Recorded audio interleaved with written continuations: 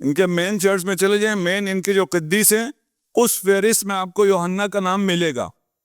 یہاں کیا ہوا، اقتدار عیسائیوں کے پاس ہے، یہ امیر مومنین کے نکالے جانے کی وجہ سے اور اسلام کے اس ورژن کو چلانے کے حساب سے جو اس اسٹیٹ کو سوٹ کرتی ہے۔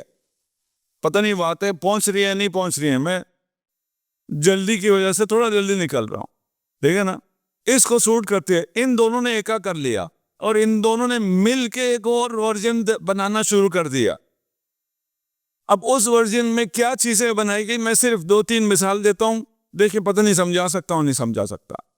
یوحنا نے، اچھا آپ کو یہ تو پتہ ہے جو سیاسی لوگ ہوتے ہیں وہ تو پروٹوکول انجوائے کر رہے ہوتے ہیں، اصل حکومت تو اسٹیبلشمنٹ کی ہوتی ہے، وہ فیصلے کر رہے ہوتے۔ تو یہ جو سیاسی پروٹوکول انجوائے کر رہے تھے ان کی میں بات نہیں کر رہا، یہ جو اصل اسٹیبلشمنٹ تھی وہ کیا کر رہی تھی، اس نے جو نظریات بنائے اس میں سے ایک یہ تھا کہ قرآن قدیم ہے، قرآن کلام اللہ ہے، کلام اللہ قدیم ہے۔ پتہ نہیں قدیم آپ میں سے کس کو سمجھ میں آتا ہے؟ قدیم کا مطلب یہ کہ وہ مخلوق نہیں ہے، حادث نہیں ہے، وہ شروع سے ہے۔ کلام اللہ قدیم ہے، یہ اس نے نظریہ بنایا۔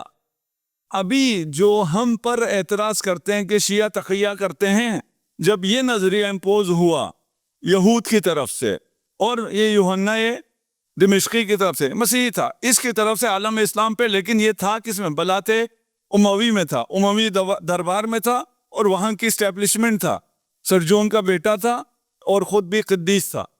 اس کی طرف سے جب مسلمانوں پہ یہ امپوز ہوا کہ قرآن قدیم ہے، مسلمانوں کا یہ عقیدہ نہیں تھا، اور پھر جب طاقت سے امپوز کرانا شروع کیا تو مسلمانوں نے سب کے سب تقیے میں چلے گئے۔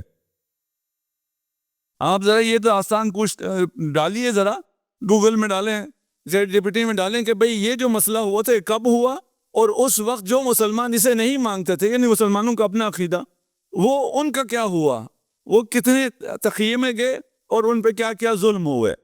یہ بھی ہمارا موضوع نہیں ہے۔